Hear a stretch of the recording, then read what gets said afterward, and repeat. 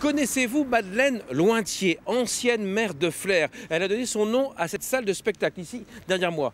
Salle de spectacle dans laquelle nous allons retrouver François Morel, qui un jour peut-être aussi lui donnera son nom à une salle de spectacle à Flers ou ailleurs. C'est là où ça bouge. Ça faisait un petit moment qu'on n'avait pas vu François Morel dans sa région. Et là, on est à Flers, on est ravis de vous retrouver. Qu'est-ce qui vous plaît autant que ça sur scène? Qu'est-ce qui vous stimule?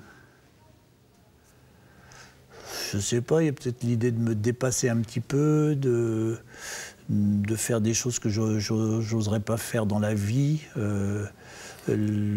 Peut-être raconter les choses comme je les ressens d'une façon plus précise. Je me souvent, par exemple dans les interviews, dans les conversations, je me sens souvent approximatif, et quand je travaille un peu et que je monte sur une scène, je choisis chaque mot que j'emploie, et pour moi les mots sont extrêmement importants, et de plus en plus. Vous descendez! Ne parlez pas du bonheur, c'est une ordure. Une belle ordure qui se couche jusqu'au passé, un salopard. Est-ce que l'enfant François Morel, si il vous regardait aujourd'hui, serait fier? Il serait consterné. Non, j'en sais rien. Je sais pas, oui, en tout cas, je pense que ce que je vis ressemble sûrement à un rêve que j'avais quand j'étais enfant, mais sauf que dans la réalité, on vit jamais tout à fait les rêves. On est justement dans la réalité, donc voilà. Pour moi, moi je sais bien que je suis pas une étoile dans le ciel, alors que pour moi, quand j'étais petit, Roger Pierre et Jean-Marc Thibault, Fernand Reynaud, Raymond DeVos, c'en était. Moi, je suis juste quelqu'un qui rame pour faire son métier le mieux possible. Pas tant que ça. Non, je rentre pas. Vous faites des couvertures, vous faites Vivement Dimanche, des couvertures de... Il y a quand même... Non, mais je veux dire que moi, je suis pas impressionné par moi. Alors que quand j'étais petit, j'étais impressionné par ceux qui me faisaient rêver, heureusement. Je voulais parcourir le monde, et puis j'ai fait toute une partie de ma carrière chez Continent, comme quoi il y a une logique. Et vous avez gardé l'enfance ou pas? J'ai l'impression, parce que j'ai gardé je crois que j'ai gardé l'enthousiasme, mais j'ai gardé l'inquiétude.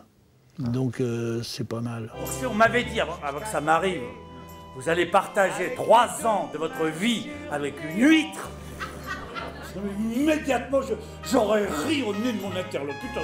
Quels sont vos projets, François Morel? Je sais pas trop. Mon projet, je sais pas, accompagner un film que j'ai fait avec Jean-Pierre Améris, le réalisateur, et Benoît Poulvorde, le comédien. Je vais faire son majordome.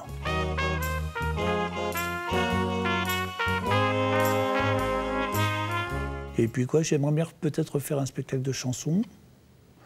Et puis j'ai encore un spectacle, j'ai écrit un truc pour Saladin et moi, donc j'aimerais bien refaire un spectacle avec Olivier.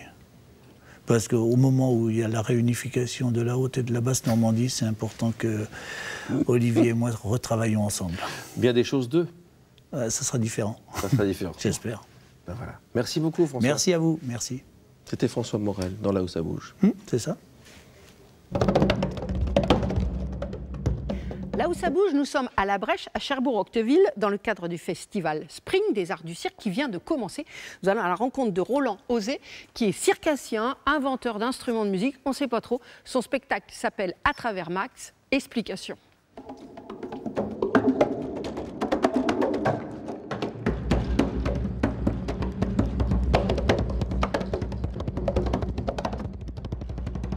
À travers Max, c'est quoi? C'est une balade dans les instruments que vous avez créés? C'est à travers un homme, à travers le prisme de ce créateur-là, comment la relation avec la chose qui est la plus classique, qui est jouée par l'orchestre, l'ensemble de Basse-Normandie, comment on a accès à une forme de concerto pour un homme, des instruments créés et cet orchestre. Et l'histoire se passe à travers lui, à travers ce cheminement, à travers le fait que finalement tous les hommes depuis la nuit des temps ont inventé des outils, des instruments pour raconter le monde.